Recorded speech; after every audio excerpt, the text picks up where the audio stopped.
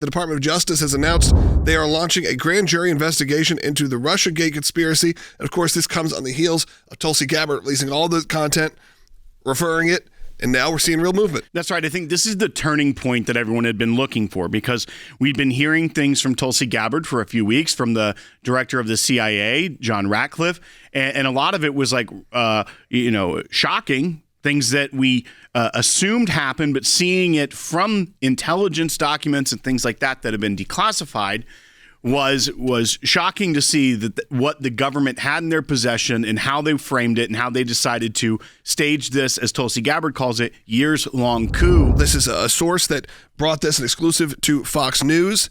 The Department of Justice has not said anything just yet, but President Trump has already kind of inferred about it. The Department of Justice normally does not comment on investigations. However, they did give one statement that just said that the Attorney General is taking the referrals from the DNI very seriously, and that we will see what happens. But now that they are at this stage, this is a big turning point, and it is moving a lot faster than I think any of us ever expected. Yeah, President Trump even said he's happy to hear it.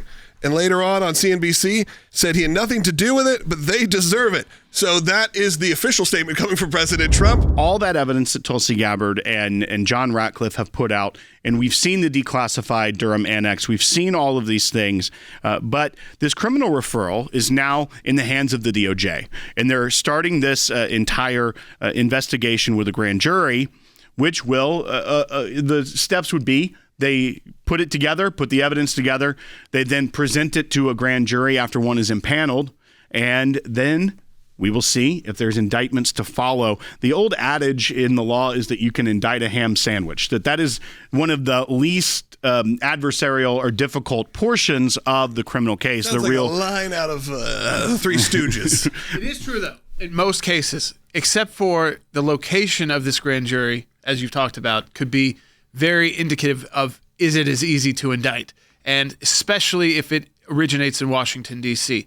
I don't think it has to, because there was movement in New York. That may not be a great place to go, but there was movement in Florida as well. I mean, you have locations where the president lives, where he's located. And so they know at the DOJ the different places where they're limited in bringing jurisdiction. And that could play a very important role when it comes to the grand jury. As you said, Logan, this is a big move. It's the most important, I'd say, critical move in holding people accountable for the wrongdoing that they engaged in before President Trump was president, while he was a candidate in 2015 and 16.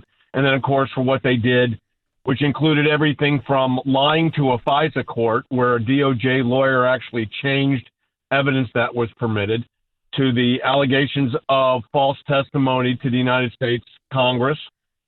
So what happens next is the grand jury will be in what's called impaneled, and that means they will come together, and witnesses will be called, and evidence will be presented. And, there's a couple of lawyers that know a lot about this, and that's Jordan and me, both of us. We have both been engaged in this case from the beginning.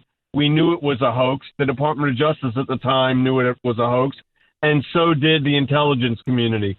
But despite that, they brought these investigations against the president, which took up almost 3 years of his first term. This is from David Rode. He was on Morning Joe. He was talking with Willie Geist, and he's the senior executive editor on national security for NBC News.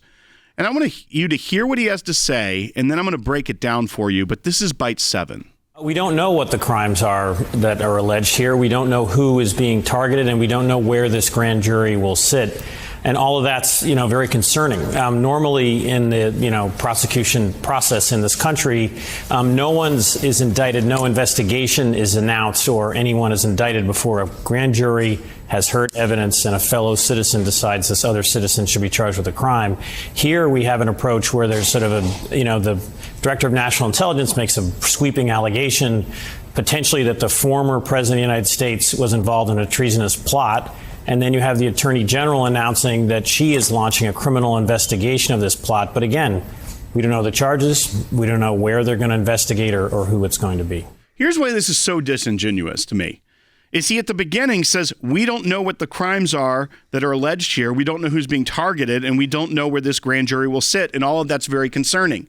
Then he goes on to say that the normal process is you wouldn't know what the alleged crimes are, who the alleged targets of the investigation are, or where the grand jury is going to sit. So he's saying that that's the normal process, but because that's the normal process, it's concerning to him. He also goes on to talk about Director of National Intelligence, who laid out the evidence to the American people, but also did a criminal referral to the Department of Justice. All that is very normal process. And then what did the DOJ do? They accepted the criminal referral and they started looking into it. This news about the grand jury investigation isn't something that they put a press release out about. It's a source told Fox News. How many times over the last 4 years, 8 years, your entire lifetime, have you seen articles that are written because a source told them a grand jury's been impaneled or a criminal referral has happened? That is par for the course out of Washington, D.C. When you look at what they did to President Trump, just simply not the true grand jury point. foreperson out of Fulton County was giving interviews saying she wanted to sit across from President Trump. That was what we had when they were trying to take him out. With this, just the fact that we know that there's been a grand jury investigation beginning and we don't know where or what the allegations are is the normal process. But they were out there putting these people on TV, making a circus of it to try and drag his name through the mud, to try and hope he wouldn't get reelected again. We're trying to stop things like that from happening again. This is not trying to take down people running for office and impact the next election cycle. This is going after bad actors who are inside the government at the highest levels of our law enforcement and intelligence community. So it's not interfering in elections. It's not trying to impact elections. It's trying to bring people to justice if there was criminal conduct. I think all of us believe there was wrongdoing here.